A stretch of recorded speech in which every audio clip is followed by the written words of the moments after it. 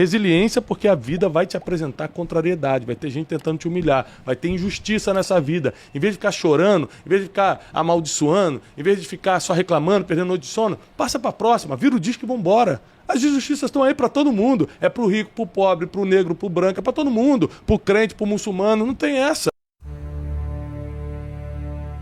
Pra gente entender como se constrói uma vida de sucesso, uma carreira de sucesso,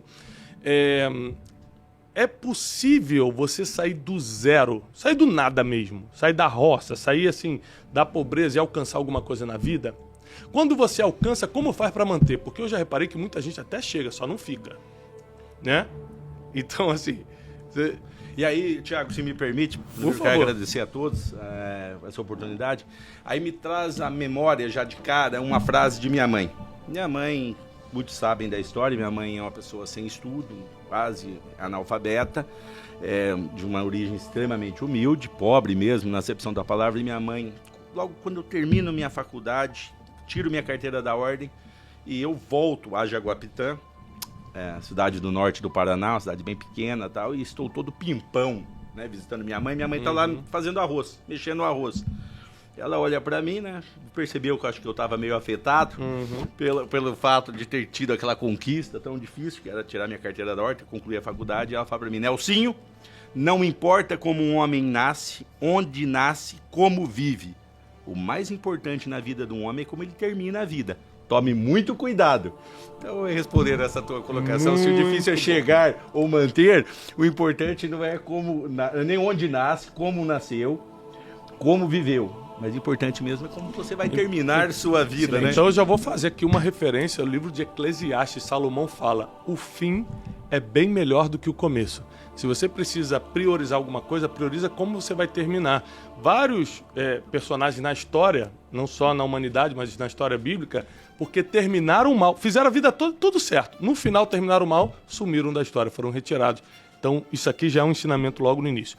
Conta um pouquinho.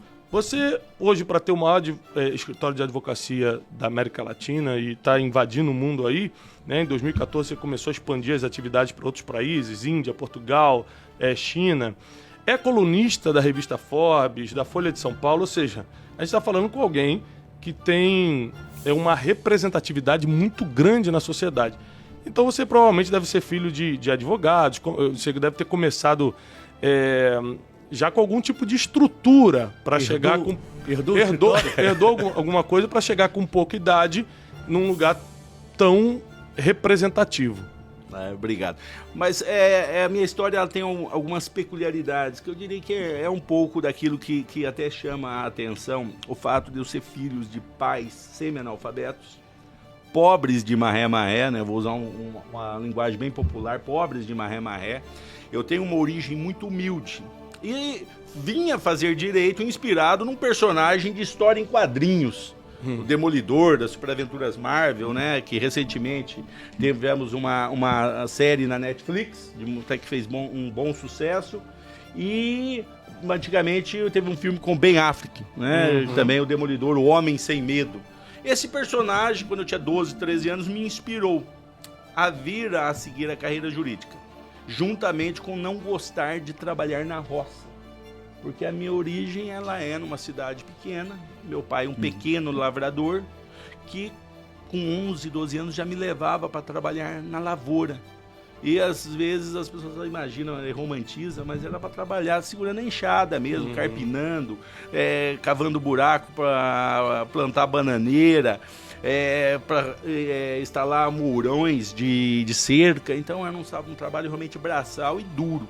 E aquilo me causava uma aversão tremenda. Então 2 fatores me incentivaram a seguir os estudos.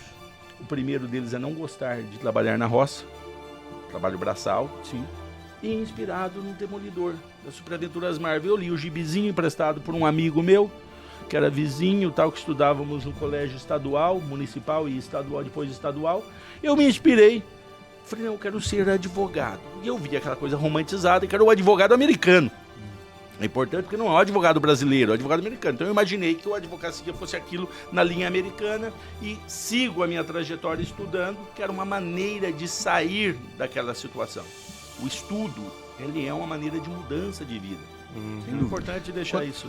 Rapidinho, uma coisa muito interessante que ele falou, que a gente pode aplicar aqui na nossa vida, no dia a dia, é o seguinte: ele já sabia que não gostava de roça, e por isso ele escolheu o caminho da cidade. Então, olha só, faça uma lista das coisas que você não gosta, que você não admite, que você não quer, porque isso já vai apontar futuro, já vai apontar destino.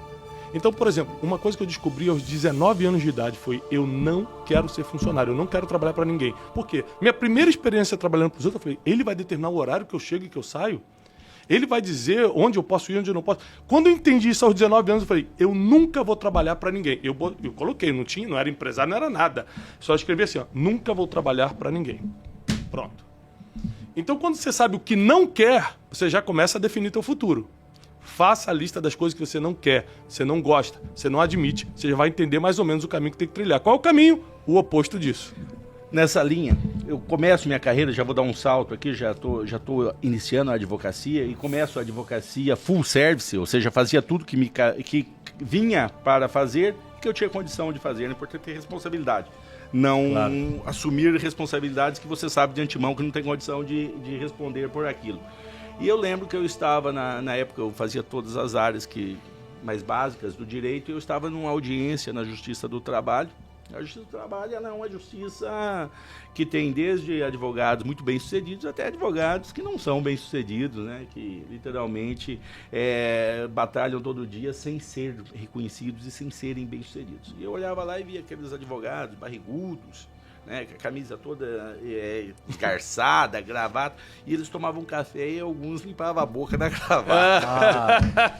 E eu olhava aquilo, eu estava no início da carreira, também eu fazia... Eu pensava não julgue, assim, ó, não julgue. eu pensava assim, ó, não sei que tipo de advogado que eu vou ser. Mas o que eu não vou ser, eu sei. Tipo de advogado. Isso porque é o que acontece? É importante você definir, né? Claro. O que você gosta, o que você não gosta, você ter uma noção. E isso, logicamente, sem ser soberbo, sem ser arrogante, sem maltratar ninguém e tal. Mas você observar aquilo que você quer para a sua vida, o exemplo que você quer para a sua vida. Né? Cada um tem a sua história. Existe uma frase popular que vem de uma música que fala assim: deixa a vida me levar. Só que isso é um grande erro, porque você não vai apontar a direção da sua vida, você não vai dizer os lugares que você não quer ir, exatamente o que o senhor está falando. Na linha, muitas vezes me questionam assim: Nelson, o que você atribui seu sucesso? Eu vou assim arriscar. Existe competência, que inclusive um grande escritor, né, conhecido, chamado Maquiavel, as pessoas às vezes distorcem Nicolai Maquiavel. As pessoas distorcem muito o que ele diz, porque ele é muito pragmático. Ele diz que o que define um príncipe? Alguém que se torna bem-sucedido no seu propósito. Ele fala assim: virtude, que é competência, a sua competência, e ele fala fortuna, que é a sua sorte. E é engraçado que ele chega a dar mais ou menos uma mensurada, 70-30. 70 virtude e 30 sorte, ou fortuna. Competência ou sorte. É interessante que existem coisas que dependem de você e coisas que independem de você. É importante você que quer ser bem-sucedido ou que pretende ter uma vida de sucesso, ou seja, que atinja seus objetivos, que você entenda que as coisas que dependem de você, você deve fazer. Existem coisas que não dependem de nós, tá? Que nós podemos definir no âmbito espiritual, ou para quem não é espiritualizado, no âmbito da sorte. Onde você nasceu, depende de você? Não. Você não escolheu onde você nasceu. Você não escolheu onde você nasceu, no país que você nasceu, a cidade que você nasceu, e nem as circunstâncias que você nasceu. Isso independe. Agora, o que você vai fazer depois disso, boa parte depende de você. Tá? Isso eu observei na minha vida e observo na vida das pessoas. Claro, muito bom. Doutor, a gente pode falar que um dos padrões que o senhor carrega na vida em momentos que o senhor até não sabe o que o senhor quer, para onde o senhor está indo, mas o senhor já tem certeza do que o senhor não quer. E isso te ajudou nessa caminhada, nesse crescimento? Sem dúvidas.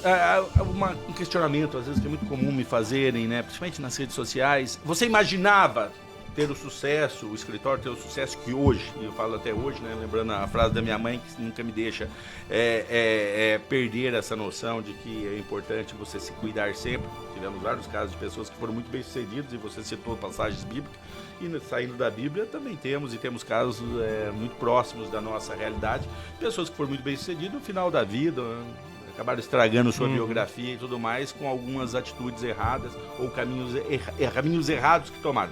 Então, eu imaginava o que eu seria? Não. Mas você começa por exclusão. O que eu não serei, né? O que eu não serei. Exatamente. Olha, aquilo ali eu não vou ser. E assim, uma coisa que a vida até hoje me mostrou é que todos, em alguma proporção, têm oportunidades. Verdade. As oportunidades Eu na também vida acho. surgem. Eu também acho.